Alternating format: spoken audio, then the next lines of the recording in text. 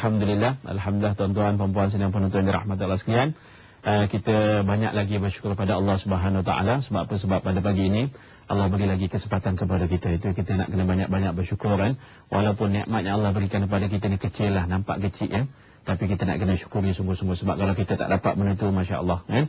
Contoh kita makan je lah. Makan kecil tuan-tuan. Tak makan pun boleh, nak makan pun tak apa. Makan macam mana, makan apa tak jadi masalah. Tapi katalah satu hari kita tak jumpa makanan. Pergi kedai, semua kedai makanan tutup. Aina Korea pun tak ada jual makanan. Kat rumah kita tak ada makanan. Habis. Semua tak ada makanan. Oh, kita akan bising satu kampung. Ni apa cerita tak ada makanan ni? Kecil je benda tu tuan-tuan.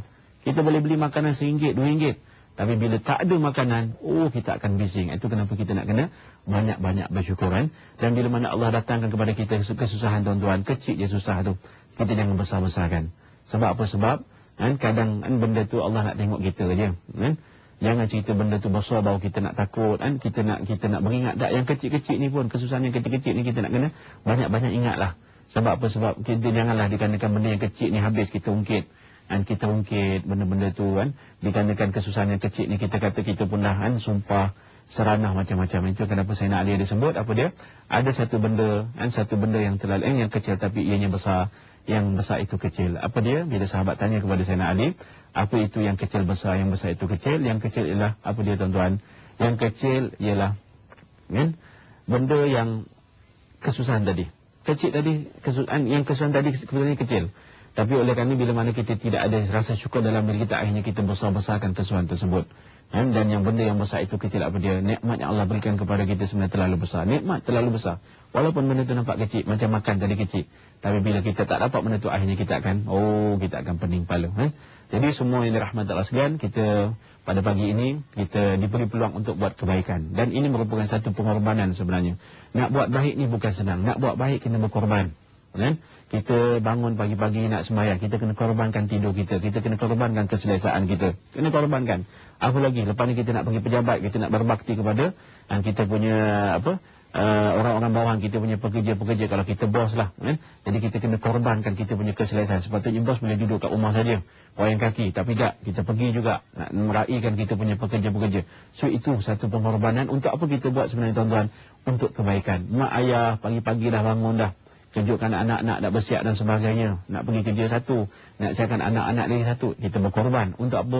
Untuk kebaikan diri anak-anak kita dan kebaikan kita juga semua yang dirahmati Allah sekalian. Justru kalau kita tengok semua kita tengok benda ni, bila cerita pengorbanan tuan-tuan, pada pagi ni kita nak sama-sama muhasabah lah. Sebenarnya terlalu ramai manusia dah berkorban untuk kita. Terlalu ramai dah. Dan kalau kita tengok sejarah Rasulullah SAW, dikala mana umur Nabi ni 40 tahun tuan-tuan. Umur Nabi 40 tahun. Nabi beruzlah di Jabal Nur. Atas tu ada Gua Hira. Nak naik atas tu 2 jam. Masya Allah, saya alhamdulillah telah direzekikan kan, ke Mekah. Dan naik Jabal Nur tu, naik 2 jam. Dan badan sehat macam saya ni pun 2 jam nak naik. Kita bayangkan, itu tak apa lagi lah. Kita bayangkan pula Siti Khadijah, isteri kepada Rasulullah SAW. Yang jarak umur Siti Khadijah dengan Rasulullah ni 15 tahun. Rasulullah menikah umurnya 25 tahun. Khadijah masa itu 40 tahun. Tapi bila mana Rasulullah umurnya 40 tahun, Khadijah umurnya 55 tahun. Bayangkan seorang ibu, seorang wanita, seorang isteri yang usianya 55 tahun, tuan-tuan. Apa dia buat? Tiap-tiap hari, Khadijah akan keluar daripada rumah di Mekah, berjalan kaki dalam sekitar 10 ke 15 km, pergi ke Jabal Nur tadi. Bukan cakap pergi saja, dia akan panjat Jabal Nur. Untuk apa? Untuk hantar makanan kepada suami yang tersayang. Pagi dan petang. Semua yang dirahmati Allah sekalian. Bayangkan pengorbanan seorang isteri. Dia buat untuk apa? Untuk kebaikan suami dia. Apa lagi? Rasulullah masih nak berhijrah daripada Mekah pergi Madinah. Siapa yang gantikan tempat tidur Rasulullah? Sayyidina Ali karamallahu wajhah. Berapa usia Ali ketika itu? Belasan tahun. Tapi kenapa dia buat benda itu juga? Sedangkan dia tahu ganjaran dia gantikan tempat tidur Rasulullah ni, ganjaran apa dia? Mati. Bermakna kalau orang kafir Quraisy buka saja selimut tersebut, dia tak cerita banyak, dia akan cincang. Kalau yang dicincang tu Muhammad, okeylah, puas hatilah orang-orang kafir ni, tapi bukan Muhammad, Ali. Tapi kenapa Ali buat juga benda tu? Sebab dia berkorban untuk kebaikan Rasulullah. Dan siapa pula lagi yang temani Rasulullah masa berhijrah? Dan berhijrah, bersembunyi di Gua Thur, atas pada Jabal Sur. Nak naik atas tu 2-3 jam lagi tuan-tuan. Abu Bakar. Siapa Abu Bakar? Sayyidina Abu Bakar adalah pembesar Arab. Dia orang kaya, orang mewah. Tapi kenapa dia susah-susah? Kenapa dia mesti terhigit-higit ikut Rasulullah? Sebab dia berkorban untuk kebaikan Rasulullah. Dalam gua tu pula kalau kita lihat, dalam gua dalam sejarah diceritakan, masuk-masuk tengok ada lubang banyak. Sayyidina Abu Bakar koyakkan serban dia, tutup lubang-lubang tersebut supaya ada jangan kala jengking ke ular keluar. Dan ada satu lubang tak boleh nak tutup dah sebab dah habis kain dah. Abu Bakar masukkan dia punya jari ataupun kaki dia masuk. Tiba-tiba kaki tadi, jari tadi dipatuk ular. Ada separuh riwayat mengatakan dipatuk ular, ada separuh riwayat mengatakan digigit oleh kala jengking. Tapi ditahan kesakitan sampai menitis air mata, menangis, tahan kesakitan. Dan ketika itu Rasulullah sedang terbaring atas riba Abu Bakar. Menitis air mata tadi kepada wajah Rasulullah. Rasulullah terjaga, kenapa ya Abu Bakar, kenapa engkau menangis? Takut ke? Bukan takut, rupanya tangan tadi dipatuk ular ataupun digigit kala jengking. Kenapa? Dia tak nak beritahu Rasulullah sebab dia tak nak bangunkan Rasulullah, biar Rasulullah tidur dengan selesanya. Dia sanggup korbankan keselesaan dia demi kebaikan Rasulullah. Siapa lagi tuan-tuan perempuan yang dirahmati Allah sekalian? Abu Bakar telah minta kepada anak perempuannya Asma binti Abu Bakar, seorang isteri, seorang ibu yang masa itu kandungannya berusia 4 bulan. 4 bulan Asma tiap-tiap pagi akan naik Jabal Sur tadi itu, berjalan 2 ke 3 jam, bawa makanan bagi kepada ayah dan Rasulullah. Bayangkan. Dan dia berjalan tu bukan jalan biasa sebab takut musuh tengok. Dia jalan merangkak sampai cala bala siku dan lutut Asma ni tadi dalam keadaan mengandung 4 bulan.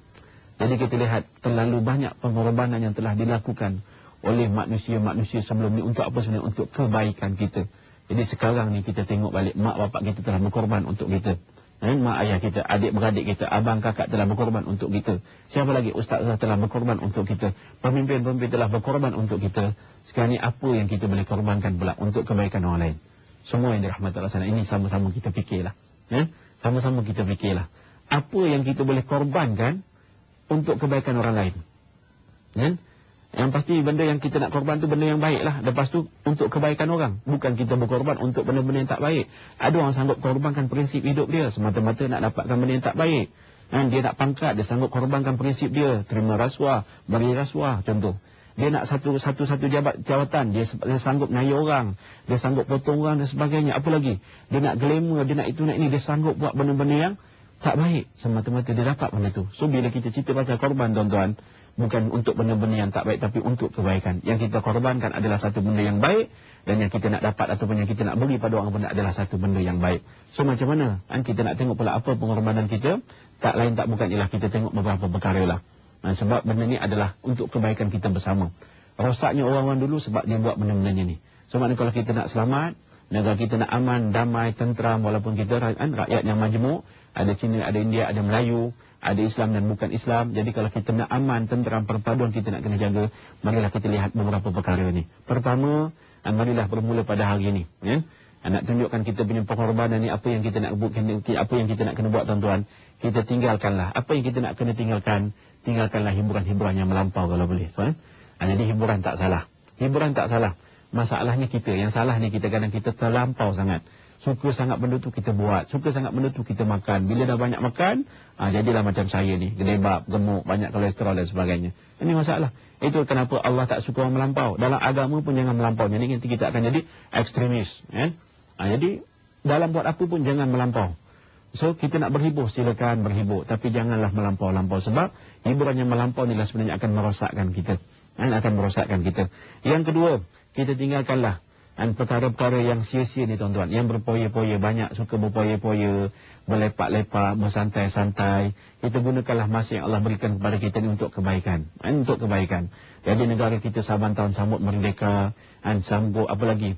Ma'al hijrahnya untuk orang Islam kita sambut. Ma'al hijrah. Setiap perayaan-perayaan dalam Islam kita buat sambutan-sambutan. Contohlah Maulid Rasul ke, Isra' Mi'raj ke. Benda ni sebenarnya nak mengajak kita untuk buat kebaikan. Biarlah kita habiskan masa kita ni untuk kebaikan, daripada kita habiskan masa kita untuk benda yang tak ada kebaikan. Kita berpoya-poya. Nak pergi masjid ke, nak pergi karaoke. Dua ni, satu masjid, yang ni karaoke. Kita tengok karaoke tu apa? Punya karaoke. Problem lah tuan-tuan. Ini yang ketiga, marilah sama-sama kita tinggalkan. Apa kita tinggalkan? Tinggalkanlah bermegah-megah ni. Hidup nak gelema-gelema, tak salah. Kalau Allah beri kita rezeki duit banyak, kalau Allah beri kita apalah, tak salah. Tapi janganlah kita nak berbangga-bangga sangatlah dengan benda-benda itu. Sebab tak kesudah pun.